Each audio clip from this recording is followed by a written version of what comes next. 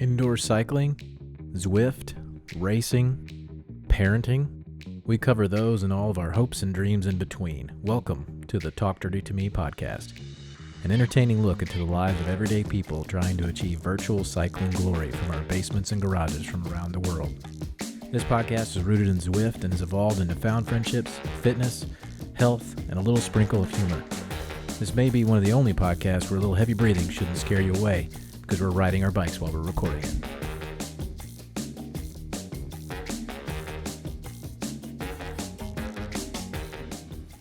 Right, welcome back to the podcast, everybody.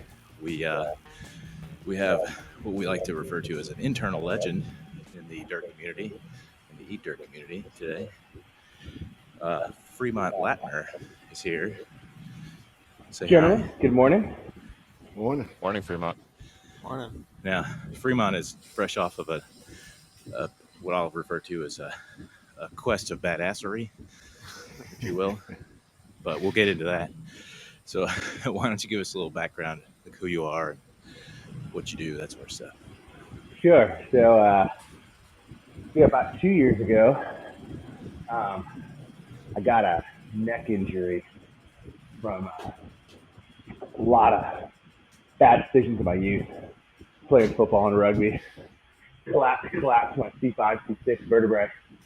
So I was looking at ways to keep working out. I was a big CrossFit guy, and I'd always been a cyclist, so I was like, well, screw it. Dropped the weight, got on my bike, and I was hammered out. I needed to find ways to get more time on the bike. Got a smart trainer, and then I joined the Dirt Discord channel, and about 4 seconds later, Sully hit me up and was like, "Do you want to join the TCT team?" Sure. He saw your numbers, didn't he? I don't even know. Sully was hitting everybody up at that point. So I joined up, got to race with two, I think for the first time in like July of 19, and I maybe have missed 3 TCTs since. So that's kind of how I got in on the Eat Dirt bit. It's been great. Had a great ton of fun, and I'm affectionately known as the anchor on the team. Sometimes a song pig. And not your average cyclist build. Yeah.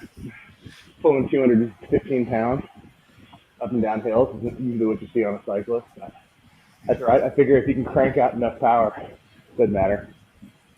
That's right. And you're not wrong. Yeah, I mean, if you can do 700 watts for 20 minutes, who cares?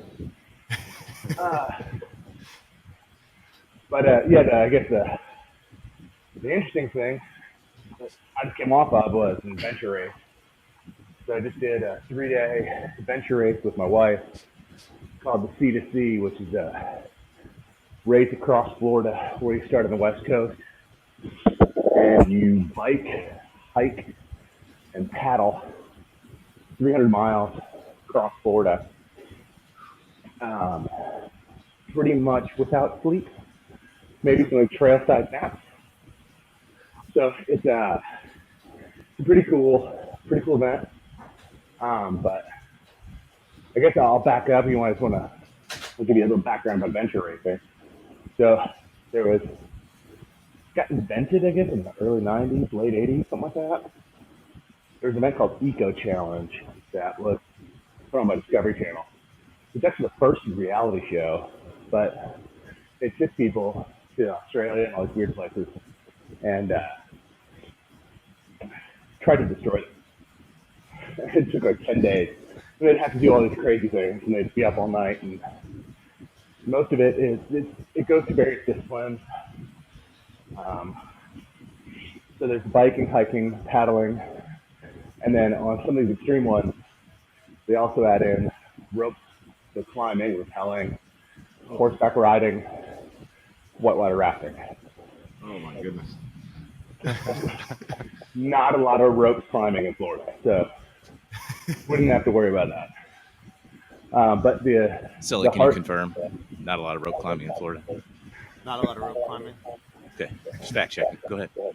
Although we did Might try need to to find. get Partain on though. Yeah. He should be the real research department. Florida man If- facts.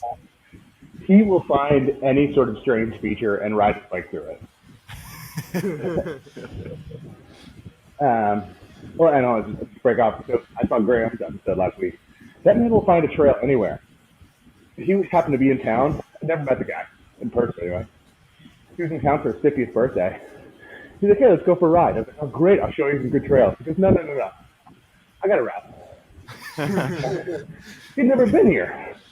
He took me on a ride. He showed me my own backyard. He did call you the Florida man of Florida men. Well, dude, the guy is amazing when it comes to route creation. He's It's like his own GPS, huh? Graham Yeah. Parkane system. Yeah, all of Florida is his backyard. So you didn't have to like eat any scorpions or like put your hand in a vat of tarantulas or anything like that for your adventure. race? No, nothing like that. I did sleep in a trash bag, but that's probably about as extreme as we got this year. Now, I have a question for that.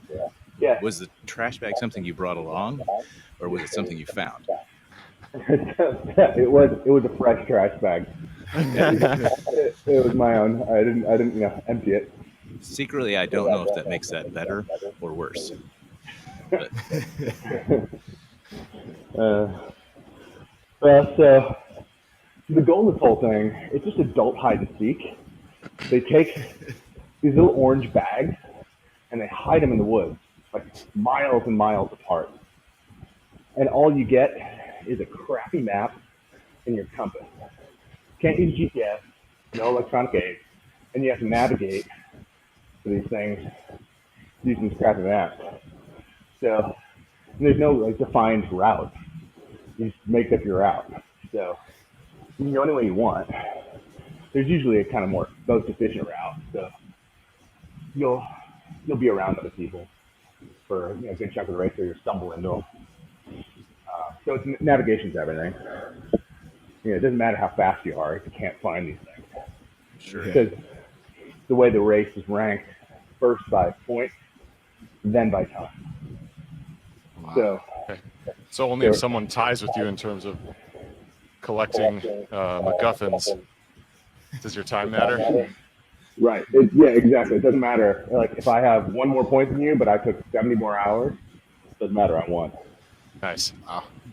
So I found 61 of 82 checkpoints. Wow. Which got I think 16th overall maybe, but we won our category. So the competitive categories are co-ed. You have to have a woman on the team, and most pro teams are combined with 4 people. So it's usually 3 men and a woman.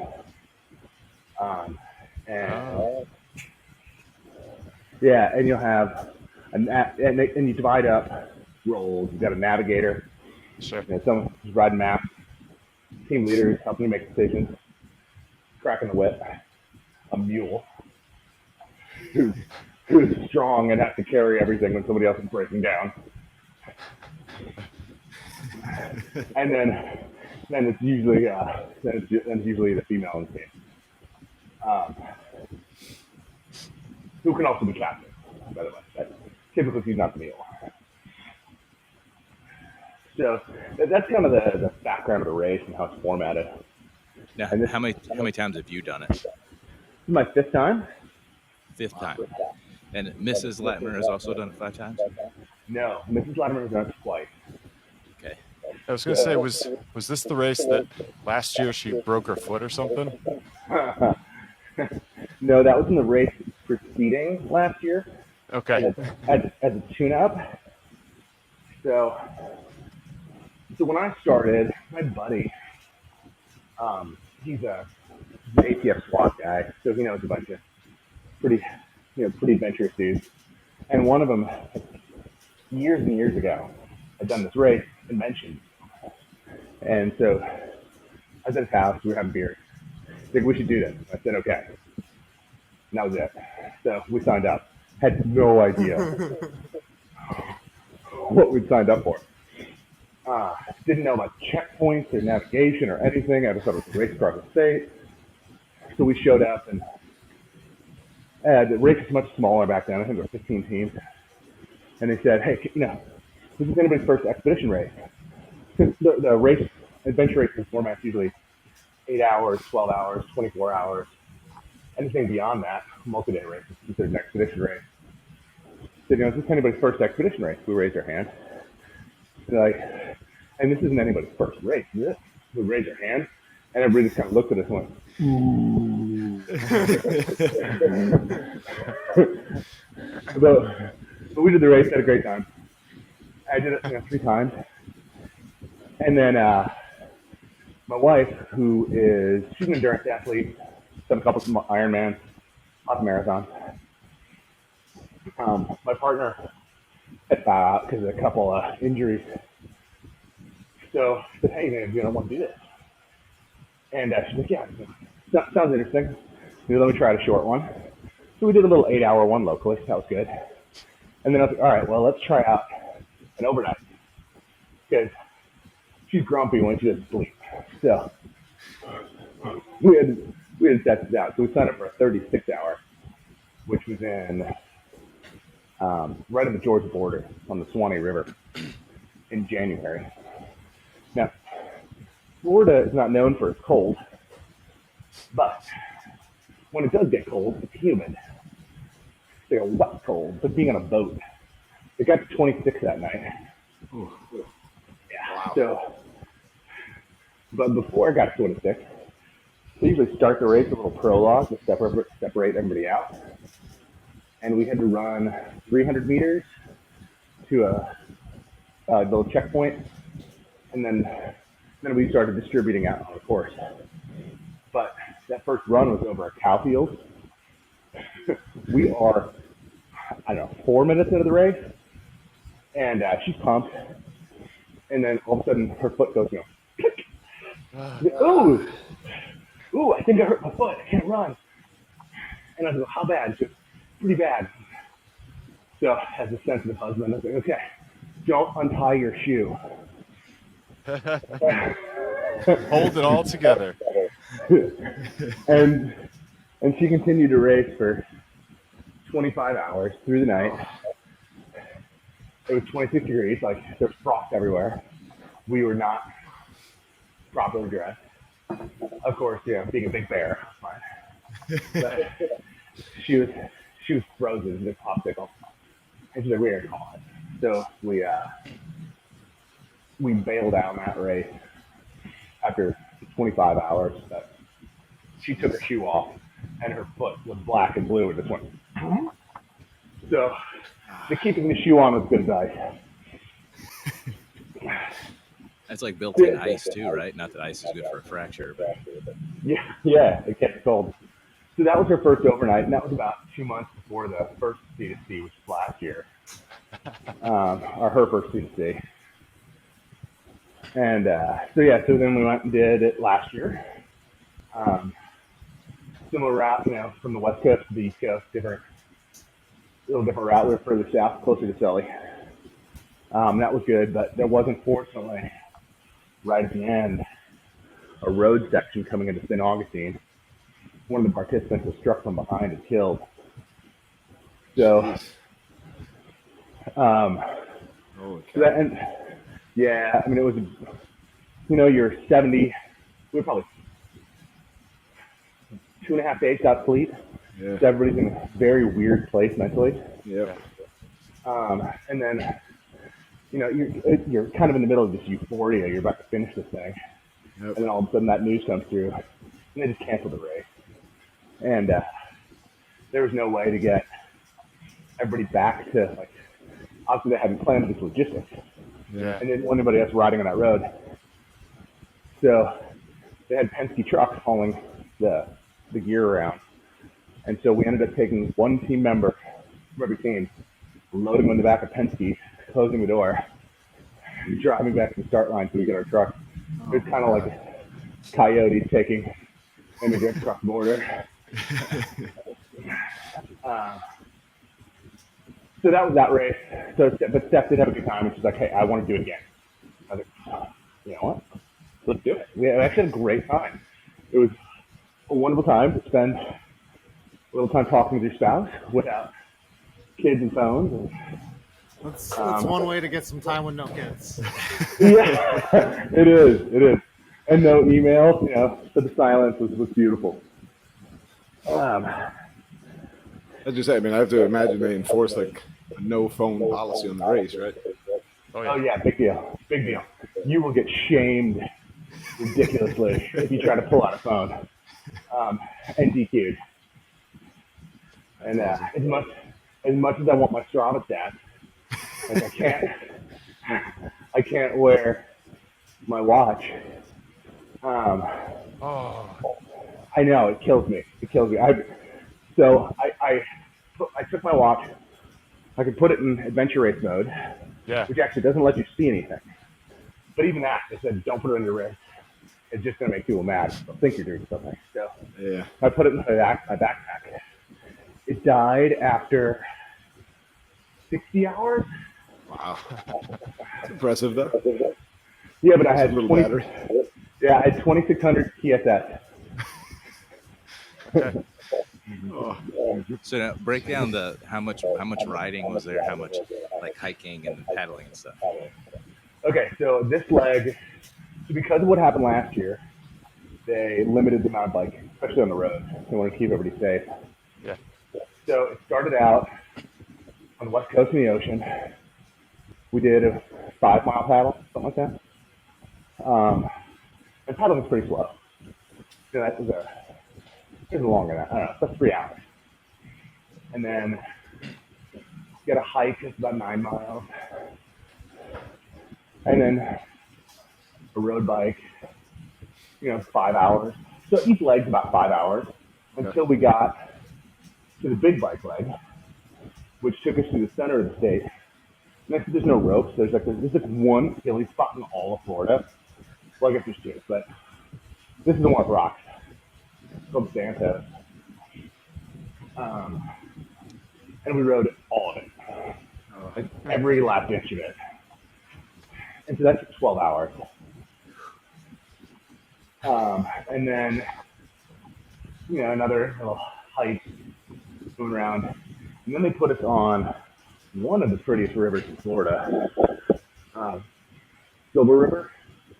So Silver Springs is famous for its monkeys. Yes, we have monkeys in Florida. Native, I'm sure. Well, the cool story is that they were filming Tarzan back in the 30s, and they brought a bunch of Rebus monkeys in for the movie. And then left them. And left them. Oh my god! And they've been happy there ever since. Now, it didn't happen this time, but I've been there when the monkeys are like leaping from way up high in the trees and jumping into the river. I mean, that's graceful. This isn't like an Olympics.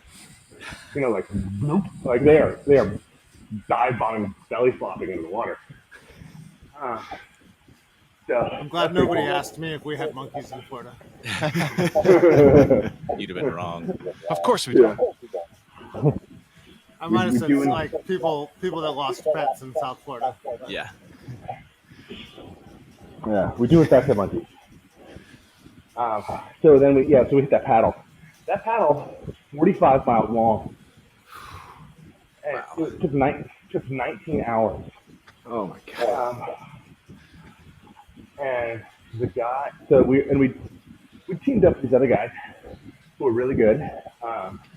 They're a little older, but like total endurance junkies. And one of them, he's an ultra marathoner. Does a crazy 150 mile races to drop the hat. But unlike me, he weighs about 120 pounds. Not great on the paddle.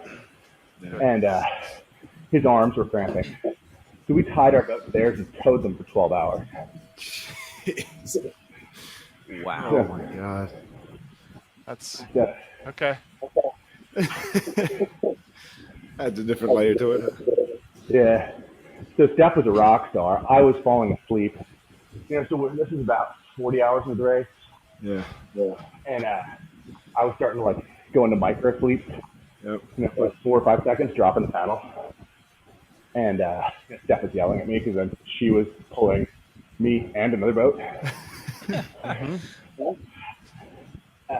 So eventually, we got about halfway through the paddle, and I couldn't even talk. My tongue was hanging out of my mouth. We gotta sleep. So we pulled over on a boat ramp, and I had a trash bag around my backpack to keep it dry, which I climbed in because I gave Steph our busy. That was not great sleep. It was like in the 40s. I was soaking wet.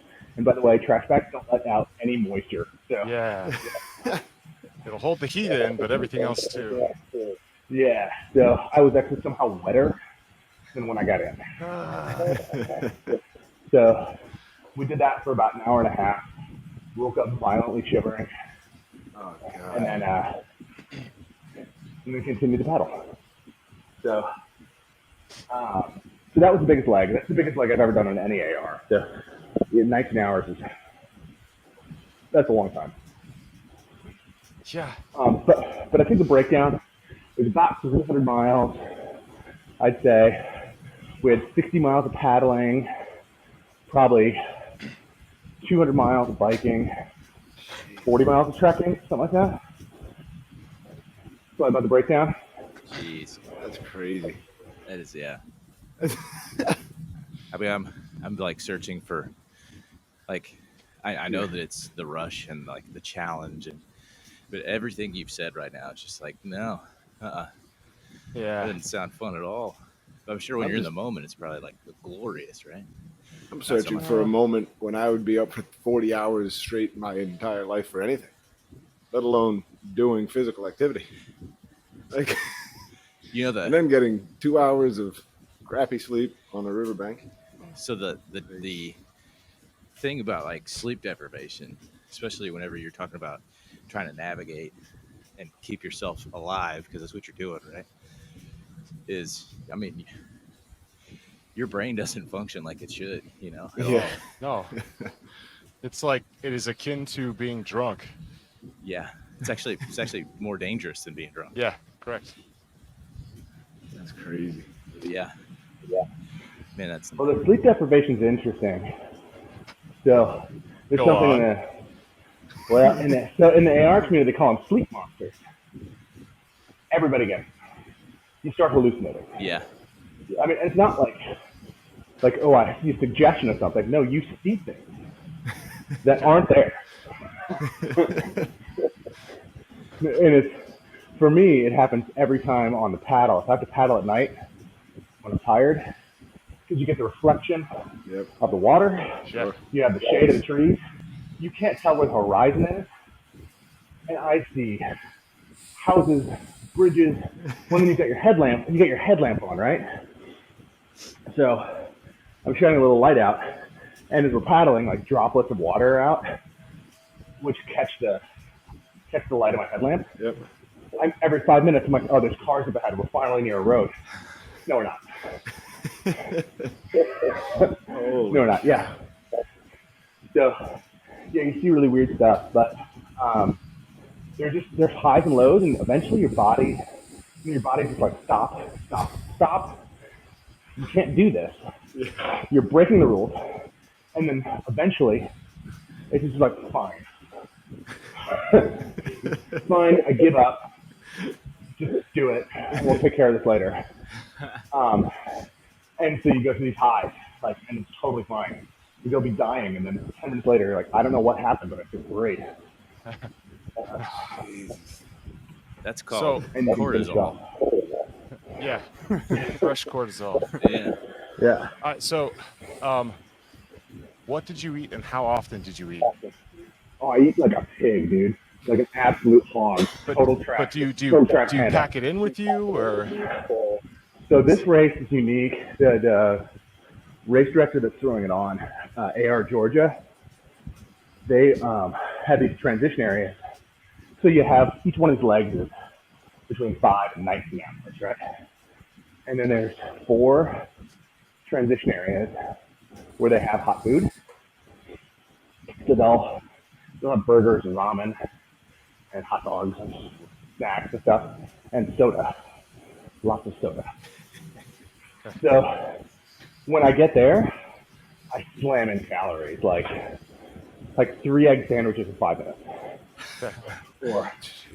Or I'm like, can you stack 3 meat patties on one burger? You know,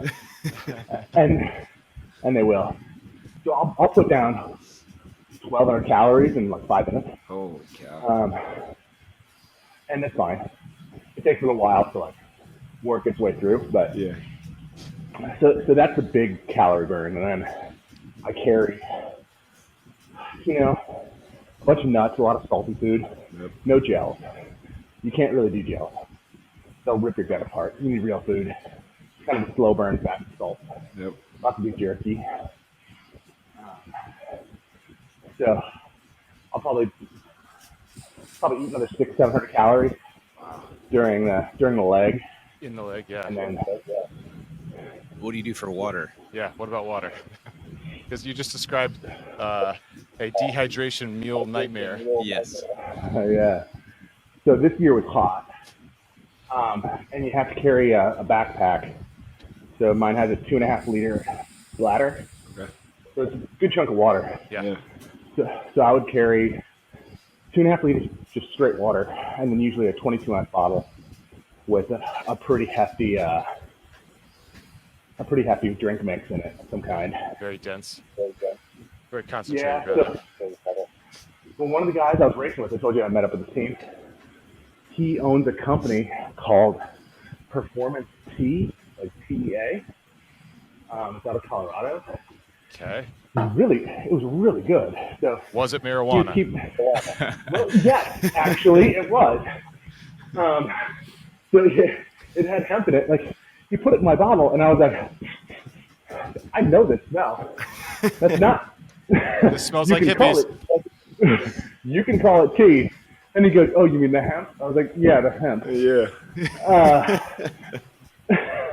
So, yeah, it had whatever you call the CBD. THC. CBD. CBD, yeah, CBD's in it. So, but it actually tasted pretty good.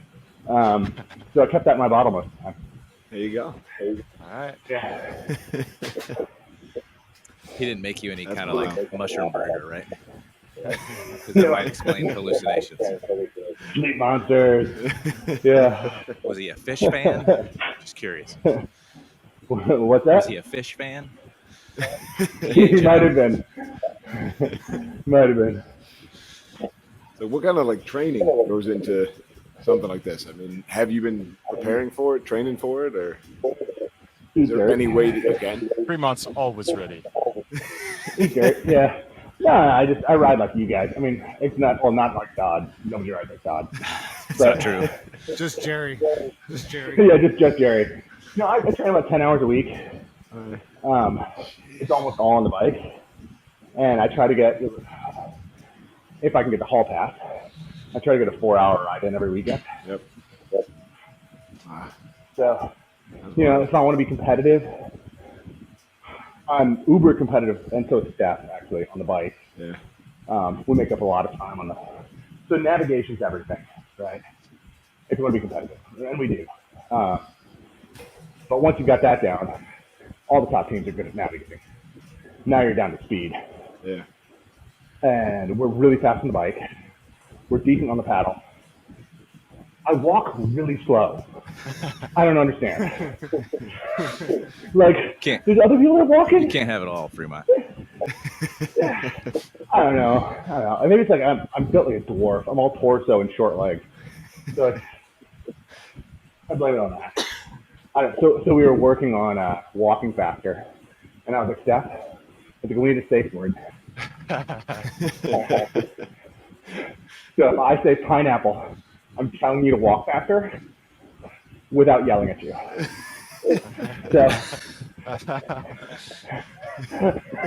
So it's just you guys shouting pineapple at each other? Yeah. So that was our strategy for learning how to walk fast, and it actually worked. And it felt very non-judgmental. That's cool. That's hilarious. I can just imagine like being another team and just like walking by you guys. You get just like, Pineapple. you pineapple. Pineapple, you. Shut the I pineapple. pineappled 5 minutes ago. It's like when you say navigation, do they give you like a cue sheet, or is it like a legitimate like Just map? topo with a- map. Yeah. It's a topo map. Yeah. So there's like dash lines for trails, Yeah. like kind of very rough indications of where You should be. open versus woods are. Yeah. Okay. And then they'll have little circles where the checkpoints I are. got you. Okay. And then you got your compass. Interesting. Guys, we're dancing around the obvious questions here. Lay him out there, Sully. I know my obvious question. So, I mean, You go, so. egg sandwiches, cheeseburgers, Oh, thousands of calories. he's talking in- about in beef minutes. jerky. What do you do for the number 2? Where are we going to the bathroom? Is this a food question? So they do have bathrooms in the TA. I have gone 5 years in this race without pooping. You haven't pooped for 5 years? Who are you, Your Jose? body just, I was going to say, do your body just locks. you have conversations with Jose before these races? Your body just locks it down, huh? I guess it's the beef jerky. Yeah. Although I broke my streak this year. Actually, I was having this very conversation with this guy who had his gallbladder removed Oh. a couple years ago, and he was like, we were walking, and all of a sudden he's like, I gotta go, and he ran away, and I was like, hell. He caught up with me like 3 minutes later. He's like, "Can't do, sorry, I got my gallbladder removed. I have no warning system." And it was like, oh, that sucks. He's like, I was like, I don't poop. It doesn't happen. And I just don't poop. I don't have a warning system. I don't. yeah. But then I found I got back to the TA, and it was it's normal porta potty. But I do carry wet wipes with me in case. Now, not to divulge too much information, but Mrs. Latver, does she also share your bowel habits, or? I don't know. She's We don't talk about that. We don't? she's Girls don't poop. Hashtag girls don't poop. obvious question 1A. yeah, she's like a cat. She keeps it hidden. I don't know. Well, okay, so follow-up question. How long does it take you to get back to your normal routine after that? So the race ends at 10 in the morning. You're talking about normal routine. Your normal routine. Well, no. I want to hear all of it, not just the poop, please. I just want to hear the poop part, but we'll entertain Greg too. Can we just acknowledge that I was the one that had to ask this question? I was waiting in the wings. Yeah, honestly, it's pretty. Like the next day, you're back to normal. I was Monday. But it's. I mean, it's not like a normal one. It's like huge, right? football size, roughly. Yeah.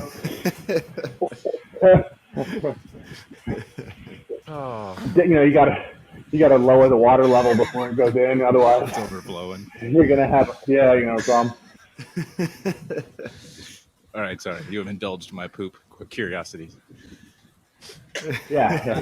I can't believe this question didn't come from the creator of the Poop Channel. I'm not always on my game. I'm sorry. How long did you sleep after you got home? Or did you try to stay awake until sundown? So no, I did not. So we got done at 10.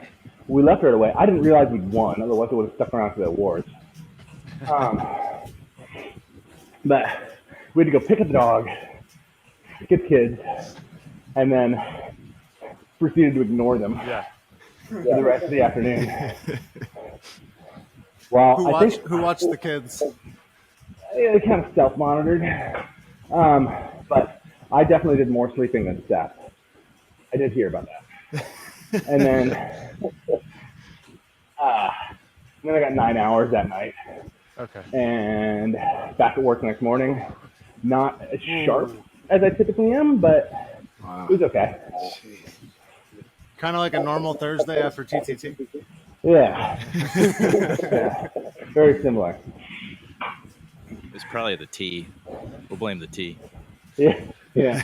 The CBDT. Yeah. That's awesome. So you didn't use the excuse, but honey, the whole time that I was having those little drift offs, that wasn't sleep. That was just, I don't know what that was. It was worse than sleep. So the total sleep, the sleep strategy is a big thing because, some people are like, well, if I don't sleep, I race more, therefore I'm going to win. And then other people think of it as, yeah, but you're going to get lost. Yeah. And you're going to be stupid. So the balance on there is pretty important. In past years, I've done the same sleep strategy every year. Really? 2 hours night 2, 4 hours night 3. This year, because the paddle is so long, it screwed everything up. So I got 2 hours in a trash bag, which I don't count, on night 2. And then after the paddle, there was one place we could go, and this is the only time you're allowed to be more than 100 feet from your teammate. There's an orienteering course where one teammate can do it while the other sleeps. So Steph went to sleep for 3 hours. I ran this orienteering course. I came back, and then she went out for 2 hours, got a couple more on another course. That's awesome. So I got those 2 hours. And then aside from that, really it. I think we fell asleep on the picnic table for 10 minutes one time. Jeez. So that's about it. And you had one bivvy for the two of you. Well, it was kind of like a crappy bivvy, like a Mylar bivvy. Not too far over, like better than a trash bag. Yeah. Yeah. But that was so that where we slept during the orienteering course is at one of those transition areas. And it had tents. And you do have a bin. So you got this big 30-gallon bin of all your junk, your gear. And you see that 4 or 5 times during a race. So you can switch out gear. Yeah, that's smart. Yeah, well, like the first year, I was like, you know what? I don't want to be caught without any of the stuff that I might want. Yeah. Clothing, gear. Yeah, my pack weighed like 30 pounds. I destroyed my undercarriage. Biking with that much weight in my back. Yeah. So now I lighten that thing up. Yeah. I don't carry an ounce more than I have to. So you said the bin, they transport that for you? Yeah, they do. It's a point-to-point race, so the logistics are nice. Yeah, I bet. But they've got it down. They transport your bikes, they transport canoes, they transport your bins. Wow. That's awesome. So, okay. And Go ahead. You'll know, they give you like a course cheat sheet. You'll know when you get your bins at which transition areas. So you'll be like, look, I got these 3 legs. It's going to take 20 hours before I see my bin again. I got to pack that much food and water. So it's like BYO gear, right? What bikes did you guys ride?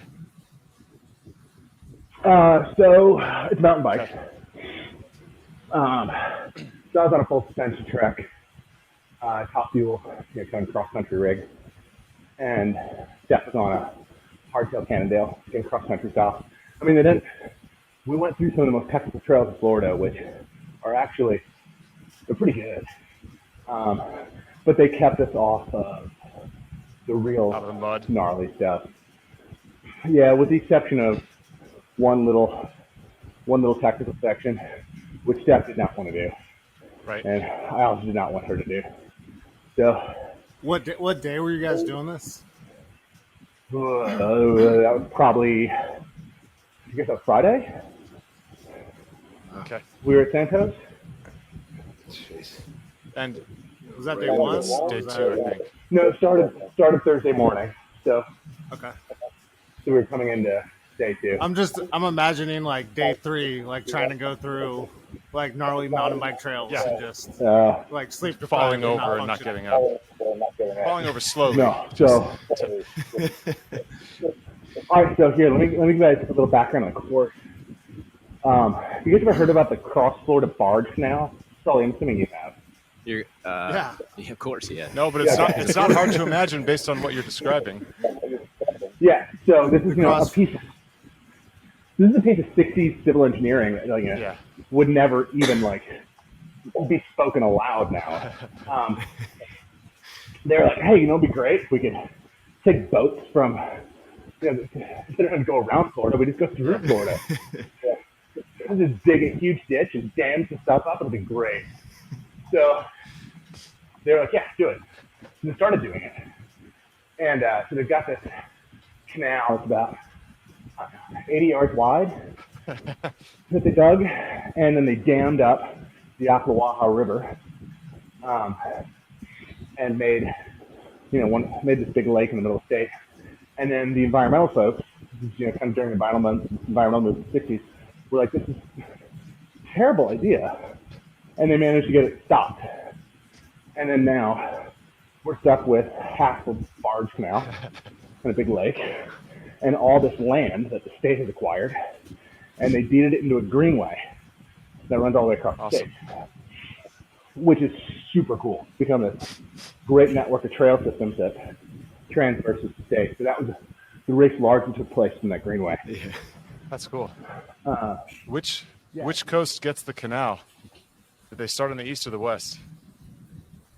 Well, they started on the west. That has more of the canal than the east does. There's a little bit of both. Sure. How far up the state is this, Fremont? So it starts around Crystal River, somewhere around there. So it's south of me. No. North. Yeah. It's north of you. And then it goes over to, Santos, that whole stretch. Yep. That's all part of the Greenway. And then the Ocklawaha River, because the Rodman Dam is where they dammed it up and created the lake. So on that paddle, you come down the Ocklawaha River, and then you hit this, I'll call it a lake, reservoir, where they dammed this thing up. Now, it's not like, when you got west and you create a dam, it fills up a valley between mountains. Like, you create a dam in Florida, it's like a very small dam. It just seeps out the sides anyway. Yeah, so what happened, the water fills up, and it was a forest. It filled up the forest. And it was full of cypress trees, which are famous for being rot resistant. Yeah. So the water comes up to a certain level, and then the tops that were exposed broke off, and you're left with still standing trees, which are that far below the water. Oh, God. And it doesn't sound like everywhere. a danger to anybody. Yeah, so there's a clear boat channel, but it's also one of the best bass fishing lakes in the world. So there's bass boats like flying through the channel. So you're just like kind of hoping and praying one of these stumps. I mean, you're gonna hit them, but you just hope it doesn't knock you over. If you're going through it. We have a lake nearby called Horseshoe Lake. That's Cypress Lake, and same thing. We always used to go over there and fish bluegill, and you're gonna hit them. Cypress knees, that's what they call them. Yeah. There's no way around it. That's crazy. Well, and that was the long way around to tell you about the second bike leg, like a third bike leg. So you get to this reservoir, and then it's after sitting down on the stupid boat forever. Like, it's time to get the bike again, like my territory. And you head south on these country Florida roads. Florida gravel is often sand, and it's been really dry. Dude, it was like hub deep. I mean, there was no biking. You just had to push your bike through this super soft sugar sand. So we're headed towards the first checkpoint out there. And Steph has been great the whole time, has not complained about navigation. And she's like, this isn't right. And I was like, I think it's right. There's no way they would make us do this. I'm pretty sure they're making us do this. So Did you say pineapple? Pineapple. Yeah. So that was the section everybody had a hard time. Yeah. there was only one team out of 72 or 72 teams that actually cleared the course and found every checkpoint. And they spent over 10 hours hiking and to go find us. That's crazy. So, yeah, so that bike like that. All right, so question. I'm having flashbacks to riding in Sugar Sand with Partain, and he's got like the giant 45 wheels that. And you're running on like 28s. Roll through it, and I'm doing 32s, but I'm doing 400 watts and not moving. So Fremont.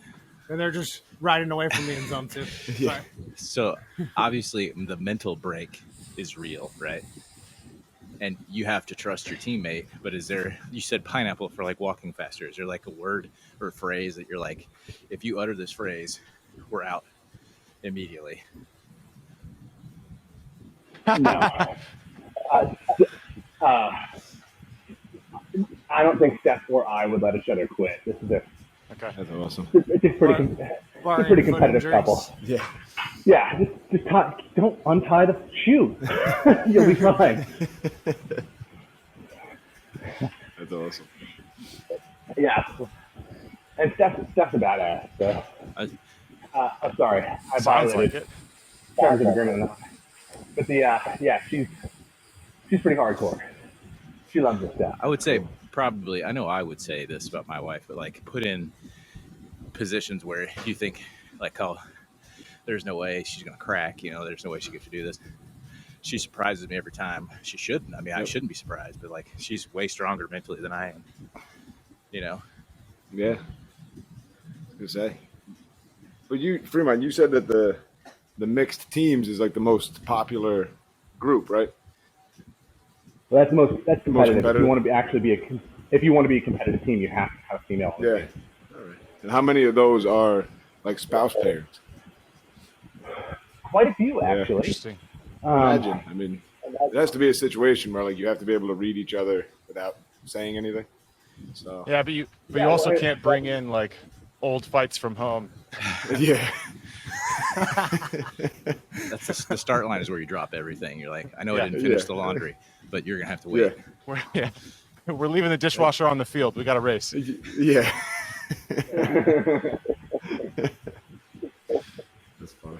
Yeah, it's been surprisingly good for our relationship. Yeah. I've had a great time racing with her. That's awesome. So what is? So yeah, I did convince Jesse Keat to go do an AR. Oh yeah. He went up to the Blue Ridge AR, which is up in North Carolina, and did a 24-hour with his brother. And Jesse's physically a beast, and his brother's military. Like, they can handle the physical side of things pretty well, but just due to the nature of elevation, they got dumped into the water, like 30-degree water, right in the beginning of the race. He said it was. Yeah, that'll set the tone for the race right there. Holy cow! I had dinner with Clay Jackson last night, and he's ready to go. He just needs a team. Clay was pretty competitive in AR a while back. I'd love to race with him. We can totally put together an East Air team. That's awesome. I will say that would be something I think would be fun, but Fun to watch. I don't know. I don't know if I'm doing a Cheer for. 72-hour race, but logistics when you have toddlers at home right now is like, it's not the time of life for me to do it. Maybe later. Right. I kind of envision this like the Hunger Games, and I would love to send you guys packages of like things you need. Sky. Just like a little parachute, like dropping you down some snacks. That's awesome. I see. That is my role. Competing for sponsorships, so you get more parachutes. You would send coffee beans, and Greg would be like, "Someone sent me coffee beans. It must be not Sully." Secret Santa sent this. All right. Okay.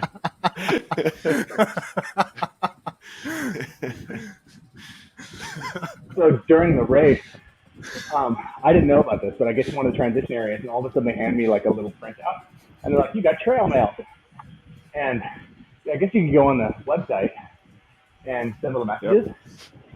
So I got some from friends, but I got the most from e-dirt members.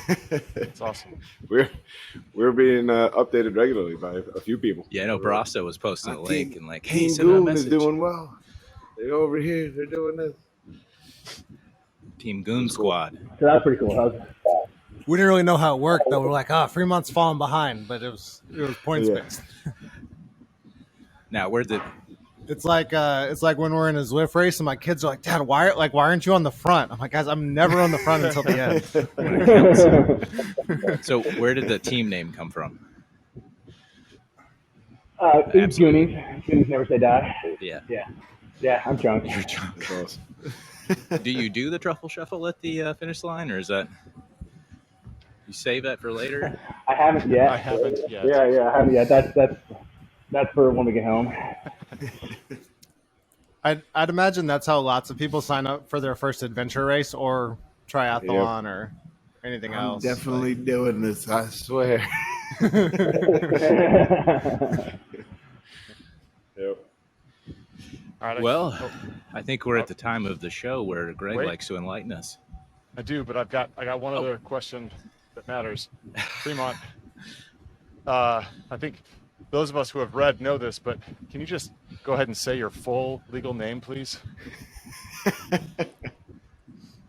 I am Charles Fremont Latimer IV. And do you in fact have a Charles Fremont Latimer V in your family? I do have a Charles V.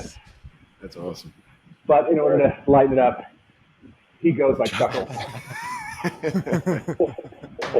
His middle name is also Fremont. Yeah. Yeah. So we alternate nomens by generation. So he gets to be Charles. My dad got a variation of. He gets to be Charles. Yeah, it avoids confusion. That's awesome. Can we talk about your juggling and unicycle skills? I'm willing. Dot, I can postpone. I don't even know if Dot and Drew remember. I know that Drew has his business, but we can postpone mine until a later session. That's fair. We'll get a deep well.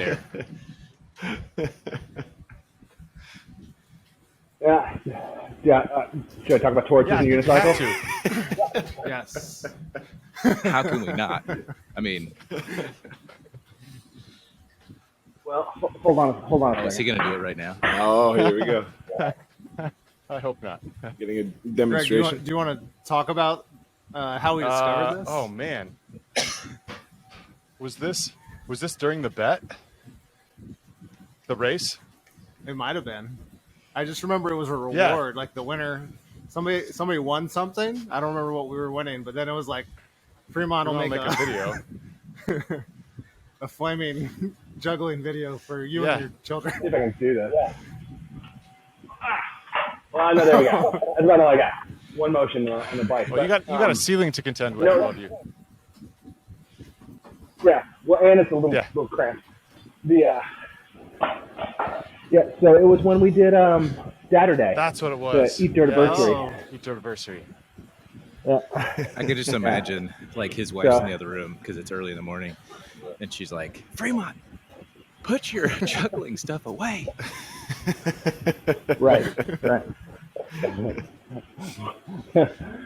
Weirdest workout ever. Yeah. Yeah, so I had a mismatch youth. I wanted to join the circus, so I learned how to juggle pins and torches and ride unicycle. Oh, so you did join the circus? I just wanted to. But I used to ride around campus on my unicycle. And which campus? I went to a boarding school for high school. It was in Wisconsin. It's actually where I met my wife. So before she knew my name, she knew me as unicycle guy. Awesome. Chicks dig. Did you you'd roll up to her and like do that move where you're like kind of half forward, half backward? Yeah. Where your hips are gently moving back and forth. Check out what I'm working with. Hey girl, my balance is amazing. Oh man. I have to say, no offense to any of the previous guests, but this just became my favorite episode because you just juggled on a bike.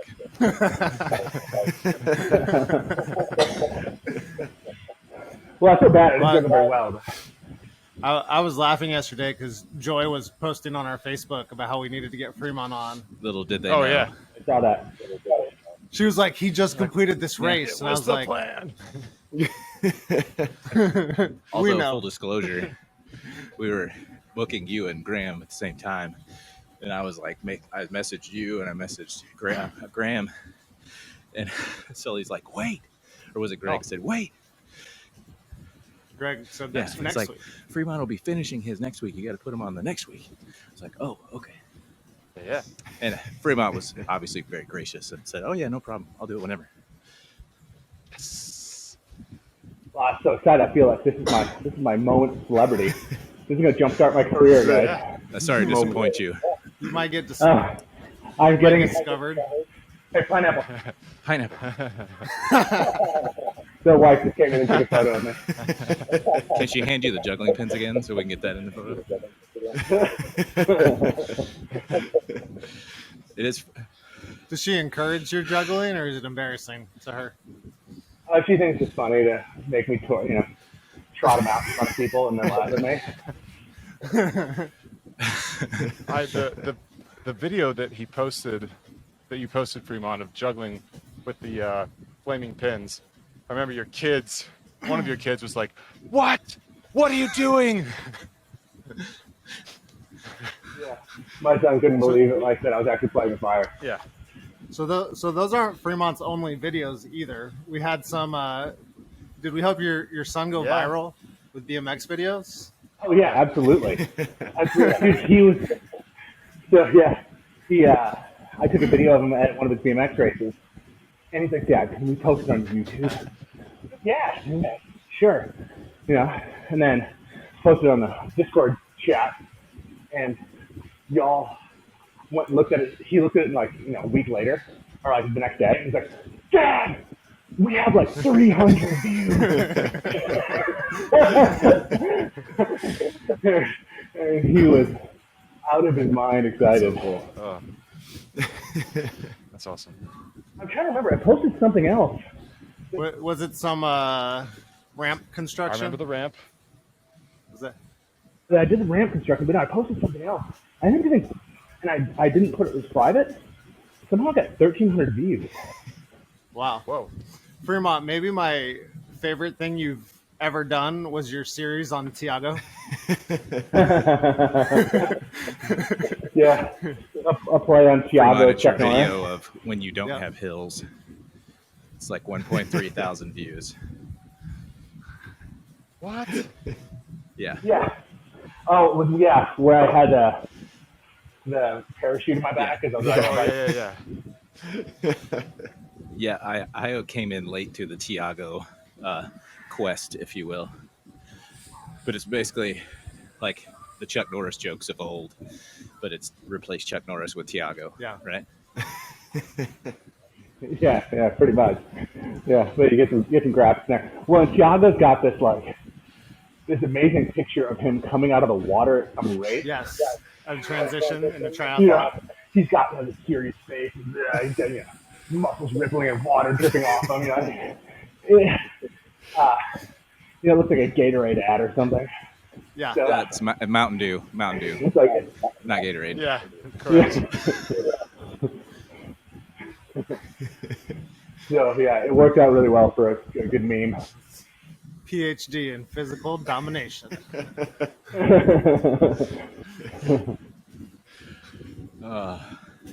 That's awesome. All right. I feel bad. Do we need to let Drew not get fired?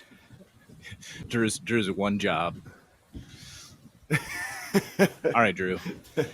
Here's the build-up. What'd you watch? This past weekend, I watched, what was it, Captain America, The Winter Soldier. Yeah. Hold on, though. He paused it in the middle to go hang out with Miller. We're like, what? I did? You stopped Missed the you guys. movie? Because it's arguably one of the best ones. But anyway, continue. No, it was good. Wait, with Miller? It was, I think, my favorite to this point. Avengers was good. Avengers was a lot of fun. I'm a Captain America fan. I like Captain America. It was cool how they kind of tied a bunch of different storylines into it. Now, the did fact you that Bucky recognize who is his name? Balrock? the main villain at the very beginning of the movie. Did you recognize him? No. So it's George St. Pierre, the previous UFC That's right. champion. Yes. I do remember that. Yeah. And I remember saying, I was like, help me, he's going to be the bad guy and not just making a cameo. The other thing that you should know is he coordinated all the fights for that movie. Did he really? Mm-hmm. Very cool. Because there's a lot of He's good fight scenes in that movie. Very talented UFC fighter, so I could see that. But no, it was fun. There was a lot of interesting twists. Obviously, none more so than Bucky being the Captain America for Hydra. Yeah. Effectively, like, The Winter Soldier. That was really interesting. Yeah. Spoilers. Yeah. Fremont, you like the Marvel movies? Yeah, they're good. Yeah. That's the correct I'm a Marvel answer. fan. We let Fremont stop talking, and they started hammering out of the saddle. He's like, "Can I have my pins back, please? I need to juggle." But So what do you have next week or this week, Saturday? Guardians of the Galaxy, back to back. Guardians of the Galaxy. Such a good movie. Part 1 this weekend, part 2 next weekend. I will say I've seen 1, but it's been a while. So it'll the be nice to see it again. soundtrack to that movie. I had it on repeat for like probably 6 months. Such a good soundtrack. Interesting. The way they Now you got it. so it was James Gunn who directed that. Yep. And he picked the soundtrack. I think specifically, like went through and like hand picked the songs. Yeah, Nice. It fits perfectly. Yeah. it quite does. All right. It's the first. I mean, who is it? Chris Evans. No, Chris No. Pratt, No, Pratt. Chris Pratt is Yeah. Andy himself. every man's superhero. Yeah. He doesn't have a mechanical suit. He doesn't have No powers. something injected into him. He is part Yeah, half. find He's that a out demi- later. He's a demigod. Yeah. Okay. I can see that. We don't know that in 1, do we? Yet? I think it's alluded to. Yeah. I think I remember that from But my previous year. he's the guy in the hole, and he became a superhero. Yeah. I mean, Yeah, we're all the guy in the hole. With the Walkman. With a With the Walkman. Walkman. A Oh, and Sony my Stan Lee sighting. Stan Lee is the security guard at Oh yeah. the Smithsonian. Yeah. When Captain America goes and steals the suit, and Stan Lee comes in and goes, "I'm definitely getting fired." That is a good one. Stan Lee sightings. Stan Lee sighting. Mhm. Gotta look out for him. Well, Fremont, man, it's been so fun. Thank you for joining us. We're definitely going to have you on for your next adventure race, whenever that may be. You have another one planned? So as soon as we got done, Steph has a desire for winning now. So she's like, all right, so what's the next one? Let's do a 24-hour one. We need to work on a walking pace. Pineapple. So we're considering going after that same one that Keith did up in North Carolina. Nice. That'll be fun. And when is that one? Yeah, we got to make the eat man, that's dirt race good. happen. Clay's chomping at the bit. He's ready. Silly, are you volunteering for support There's crew? a good chance. I told you I will drop in the coffee beans. parachutes. You just tell me how to be a sponsor. No, we're gonna have to send instant coffee. And just God, chew it like, because we can't afford I to know. waste the water. It's frowned upon, but Alan sells true. instant It is. coffee. He said it's true. It's good. All right. Well, till next week. Next week we got one of the OGs from the Dirt universe, Ken the Badger Noel. So Yes. yeah, it'll be a fun one, and a little cross pollination of the podcast streams, if you will. Sure. So, Fremont, Yeah. thanks again, buddy. Yeah, See thank you you. guys Fremont. later. Gentlemen, it's been an honor. Are we gonna tease a bonus? Peace. What? Or we don't talk about it? What are we talking about? Friday bonus-ode. Bonus. I was bonus spot. finding Well, now we have a little to. bonus. Yeah, We've already teased it now. Yeah, no, it's done. Yeah. We could just end. No, it won't be coming out on Makes sense. Friday though, because everybody will watch Sure. this on Friday. Right. Yeah. Everyone will watch this on Friday. So that one will probably come out like Wednesday, Tuesday, maybe. We'll see. Sure. A little bonus. Midweek A little episode. bonus with an old friend. who might be a bonus. may have had quite an accomplishment this past weekend. So, Our first right. repeat customer. all right, guys. We'll see you next week. Yep. Later.